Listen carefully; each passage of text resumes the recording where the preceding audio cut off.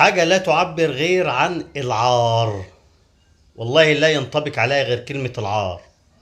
أنباء متداولة عن رفض مجلس أبو ظبي استضافة السوبر المصري، اللي هو يتكون غالبا من طبعا بين الأهلي المصري بطل الدوري، الزمالك بطل الكاس، سيراميكا بطل الرابطة، وغالبا هيبقى بيراميدز بطل الكارت الذهبي.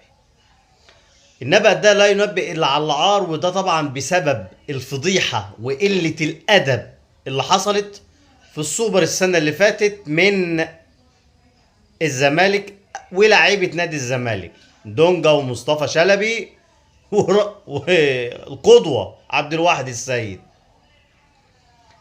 فعلا انتوا أسوأ شيء جه في الرياضة في مصر، انه تخلوا بعد ما الناس كانت تتمنى ظهور الاهلي والزمالك هناك في الامارات، وخناقه السعوديه وقطر والامارات على مباراه القمه او سوبر ينتمي فيه اي شخص من ناديين ايه الاهلي يكون موجود فيه.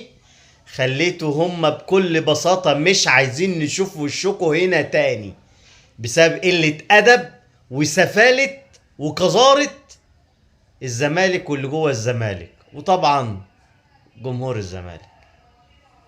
كاتكم القرف. سلام عليكم.